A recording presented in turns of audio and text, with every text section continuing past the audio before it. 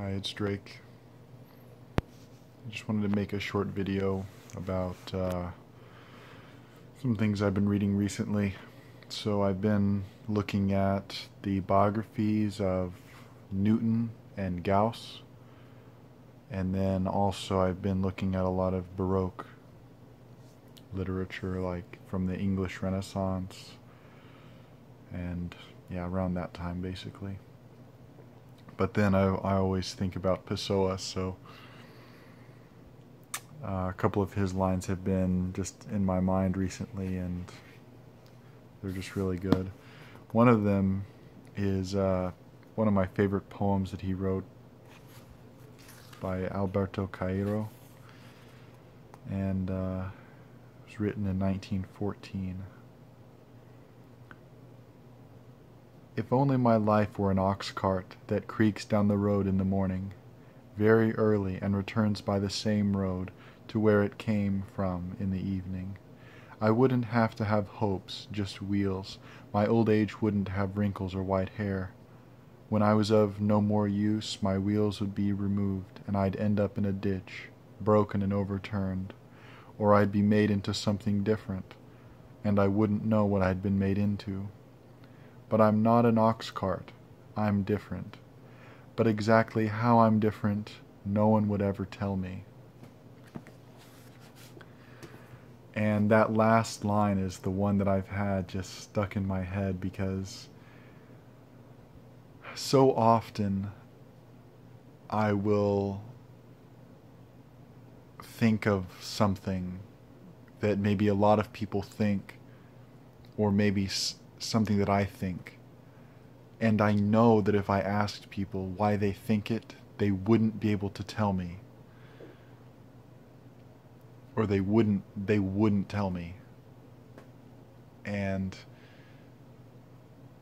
I just think that's so interesting, that he puts that at the end of the poem. But exactly how I'm different, no one would tell me.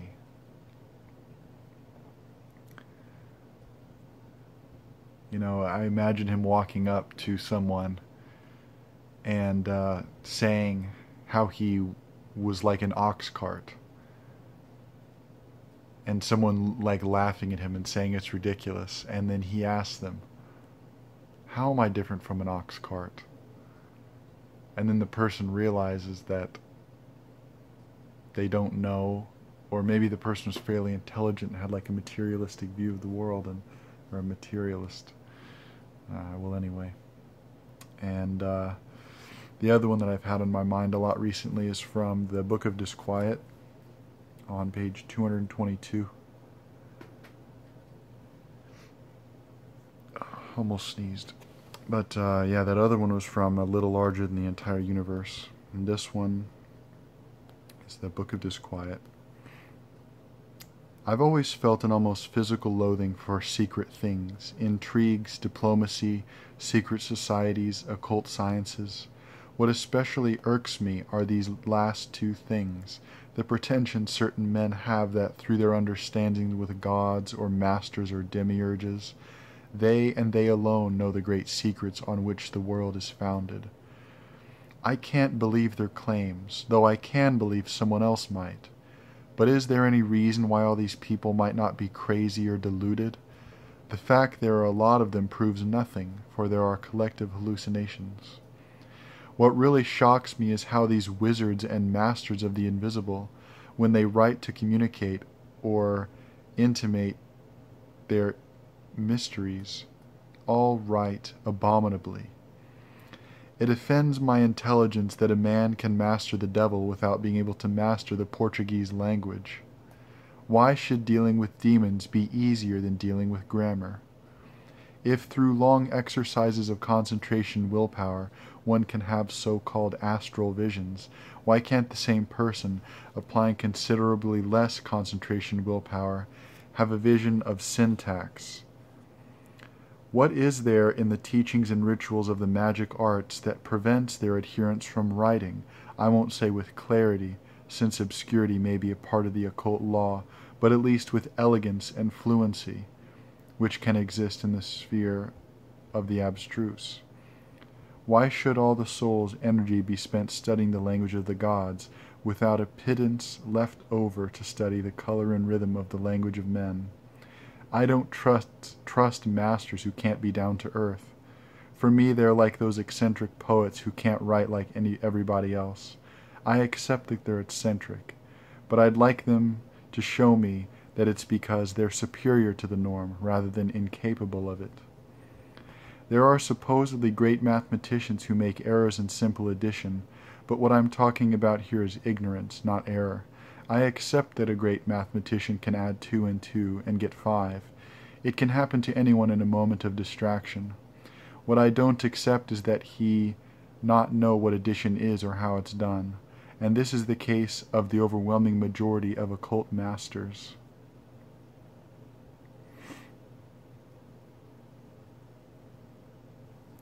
And then the one following it is pretty good too. Thought can be lofty without being elegant, but to the extent it lacks elegance, it will have less effect on others. Force without finesse is mere mass. I think that's a pretty well-known thing from his. But it's interesting reading that from reading the. I've read the biographies of, not the whole things, but some of the biographies of Newton and Gauss. The one by Gauss is called Titan of Science. It's by Dunnington. And then the one of Newton is called Never at Rest by Richard Westphal. And it's very intricate here. I've read the beginnings of each, up until their late 20s. And then for Gauss, I read the end, where it talks about his religious and philosophical beliefs. Religio Scientiae or something like that. Scientiae. The religion of a scientist. And which is like Religio Medici of Thomas Browne. But it's so interesting, reading about Gauss and Newton. And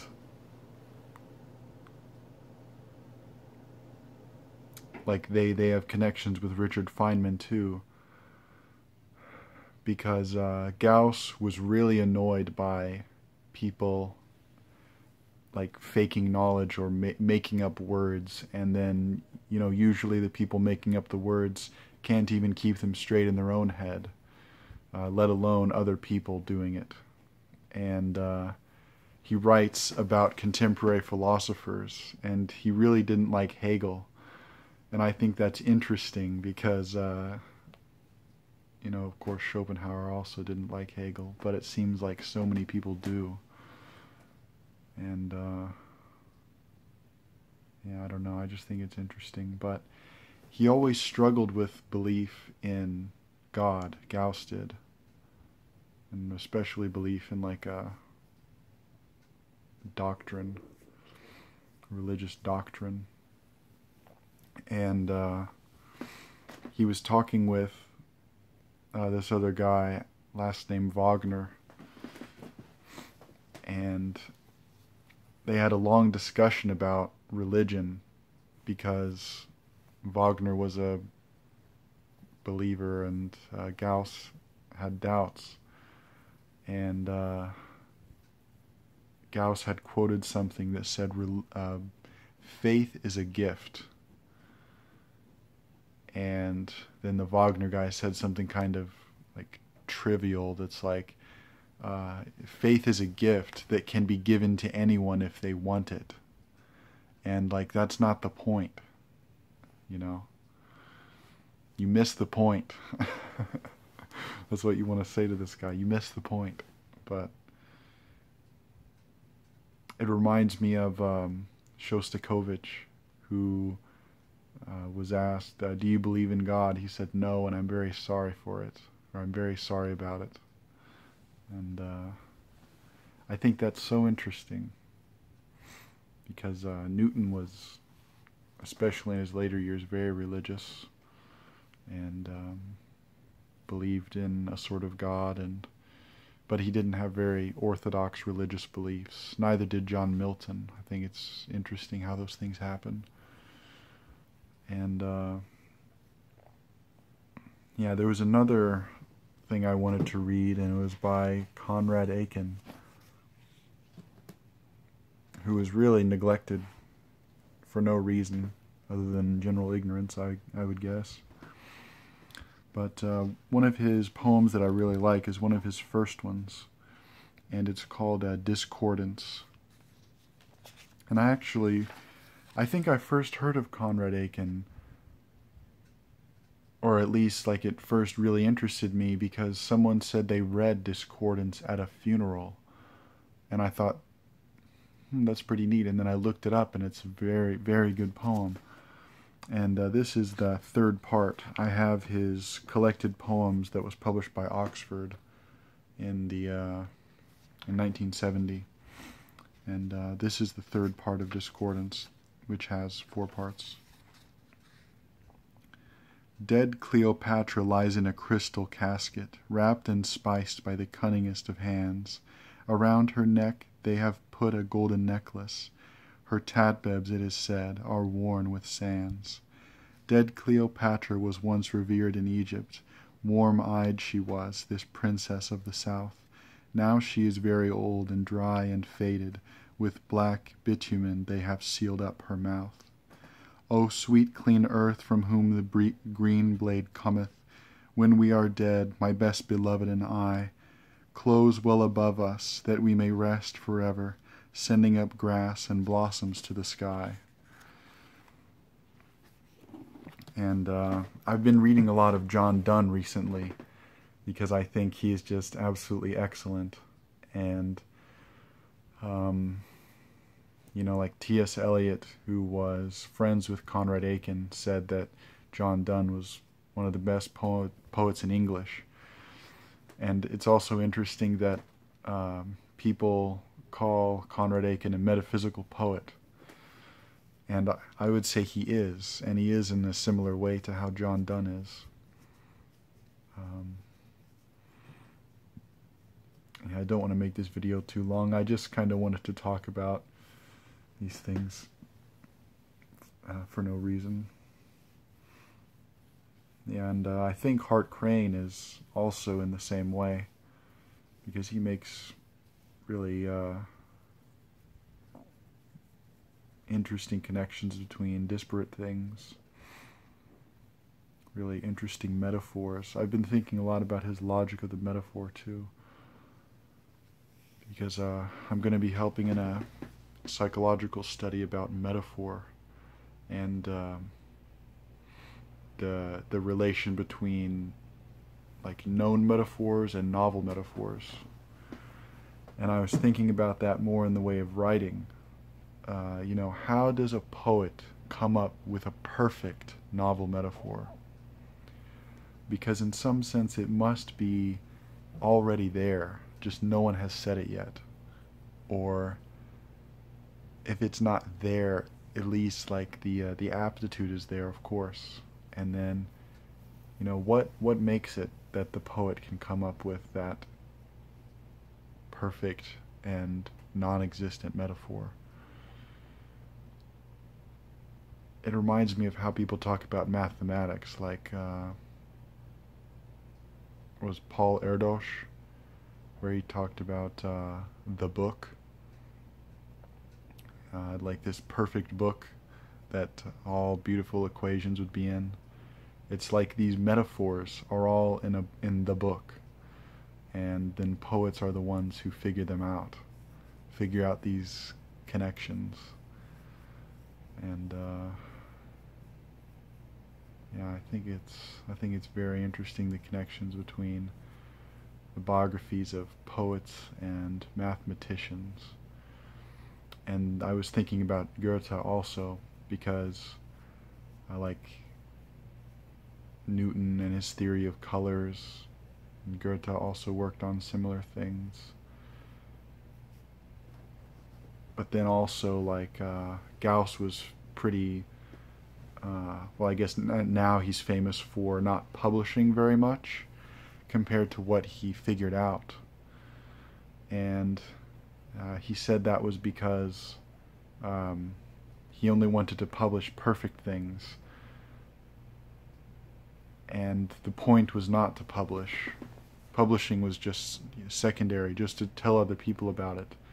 But telling other people about it was definitely not the goal for him. So even if he came up with a good idea, it really basically meant nothing to publish it. And I think that's very interesting. Because Paul Valéry talks about the best writer wouldn't write. And I think it's exactly for the reason that Gauss published relatively little compared to what he discovered or thought of. And yeah, I just think it's very interesting. But then, of course, you have, you know, well-known cases where the really good person writes a lot, like Shakespeare or John Donne or William Gaddis. But of course, you can kind of ameliorate that by saying that a lot of these people weren't really attention-seeking or something like that. But I don't know. I think it's neat. And then I've also been looking into like not Old English, but the older English writing, like from the period of Middle English. Piers Plowman and Chaucer. Chaucer was one of my... So I went to like, it was like an orientation or a thing where you can check out a university. And I checked out the English department, and it was me and one other kid. And at that point, they asked me two of my favorite writers. And I said John Keats and Chaucer. And because I had a hard time deciding, because at that time it was Keats, Chaucer, McCarthy, and Goethe were my favorites. But I felt like, given the context, I suppose, those two would be understood easier. And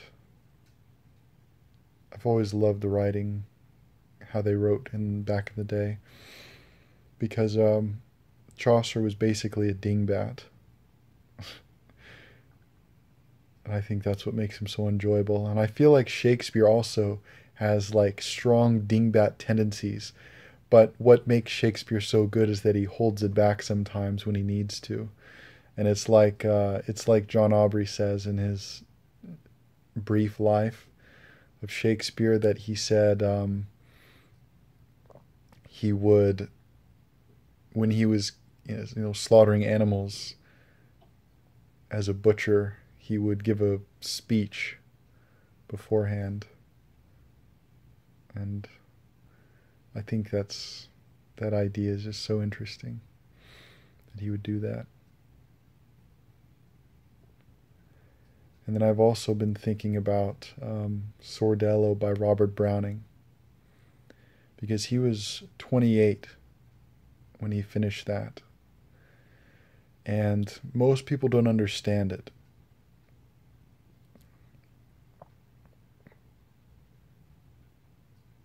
But it's very good and very interesting. But it is hard to understand. But the fact that someone who's 28 wrote it should imply that it's not that hard to understand. But I feel like most people don't read it. And I think it's also interesting, the connections between that and Herman Melville, and how Melville wrote Clairol, which almost no one reads also, but is also very good. But it's the opposite of Sordello. in that it was the last thing Melville wrote when he was really old. Well, he finished it when he was really old. But Melville was really similar to Browning in the way that, like, Browning really wanted to be understood. He wanted to be popular, and he wanted people to appreciate his stuff. Melville did too. And they were both shocked to realize that no one could understand what they were writing. Melville for Moby Dick, and then Browning for basically everything before, or everything including Sordello and before. And then of course Browning became really popular and wrote easier stuff.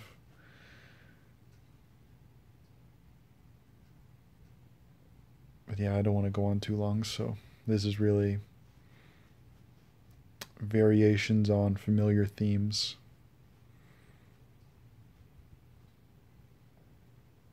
But yeah, anyway, death is a gang boss.